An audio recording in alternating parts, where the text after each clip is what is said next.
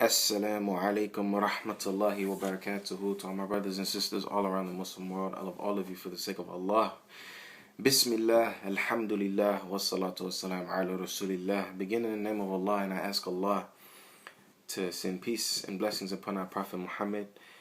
And I thank Allah subhanahu wa ta'ala for giving me another opportunity to make another video. It's been a while, alhamdulillah. Some changes have been happening in my life. I got married. I moved to another state, and then I'm moving back. So it's, alhamdulillah, a lot of things. But we ask Allah to keep us steadfast upon the deeds so that, I don't want to be one of those dudes, this happened and I couldn't do it. May Allah protect us from that. May Allah help me to be more stronger and to keep doing, fi sabilillah, despite whatever changes and circumstances comes into my life, and all the Muslimin, I mean. But this is just another short reminder just to get back on track, to get back at it, inshallah. The topic today will be about shukr. And those familiar with the Arabic language know that shukr means to thank Allah subhanahu wa ta'ala. We have to remember to thank Allah subhanahu wa ta'ala. That's it. Sorry, I'm just kidding. But we have to remember to thank Allah. This is really half of our deen. People always saying, half of our deen is marriage. And it is. It's not to say that it's not. But Islam is divided into two halves. Half of it is giving thanks to Allah, and half of it is having patience for the sake of Allah. Ibn al-Qayyim, rahimahullah, he wrote a book on it, Patience and Gratitude. So literally half of our religion, half, is shukr, alhamdulillah. And this is something that we need to make sure we are saying regularly and daily and as much as we can. Because all praise and thanks is indeed due to Allah. Any goodness that we have is from Allah. If it doesn't matter what it is, whatever you have that is good is from Allah subhanahu wa ta'ala. Because Allah is the Rabb. He is the sustainer. He is the cherisher. He is the owner, and He is the one who bestows. So everything we have is from Allah subhanahu wa ta'ala. And all thanks is to Allah subhanahu wa ta'ala, because Allah is the one who creates and Allah is the one who gives. If I have $1, it is because Allah gave it to me. He decreed that I have it. And if I don't have $1, it is because Allah has straightened my circumstances. And when Allah does this, it is to test us and to make us more appreciative and to make us have a stronger and purer character. But the point is, not to get off topic, is that we need to make sure we are constantly thanking Allah. And the most important time that we need to thank Allah is in times of difficulty. We have to remember that we are Muslims. We are not non-Muslims.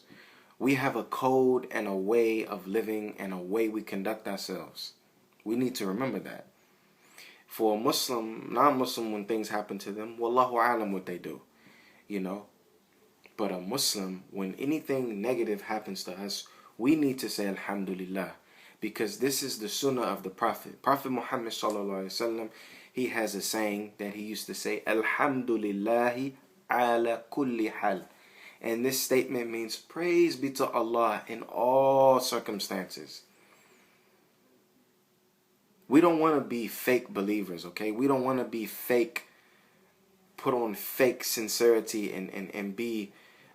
we don't want to be like that. We want to be true servants to Allah subhanahu wa ta'ala.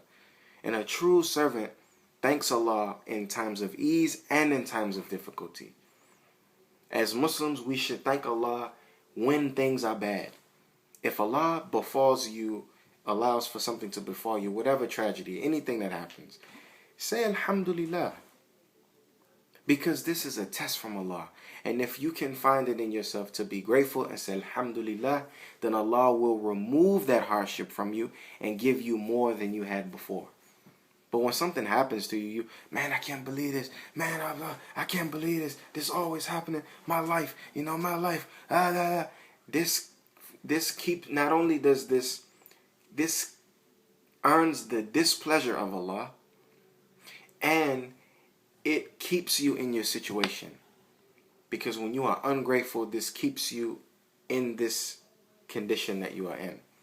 And Allah speaks about something like this in the Quran. How in chapter 89, Surah Fajr, Allah speaks of how when He basically Basically, when Allah blesses man is, Allah has honored me. Allah is, he's like that. Oh, Allah has honored me. But when Allah straightens his provisions, when Allah gives him a test, he says, oh, Allah has humiliated me. And this is how human beings are. And we cannot be like this, because this is ingratitude. We want to be so ungrateful for the little trials that we have. We don't remember that all our lives we've had a roof over our heads. We have food on our plates. We have clothes on our backs. We even got some of the things that we wanted, but we're still complaining when you have people who never had none of the things I just named. So we have to remember to thank Allah in all circumstances, when we have and when we don't have. And when we can thank Allah, when you can thank Allah in time of hardship, then you will definitely, inshallah, be among the friends of Allah. This is just a short reminder. I love all of you for the sake of Allah. Inshallah ta'ala, we'll keep it coming. Make dua for the work. And may Allah forgive me, and may Allah help me to practice what I'm telling you first before anyone else, because we need to make sure we follow our own advices. Assalamu alaikum wa rahmatullahi wa barakatuhu. Salams.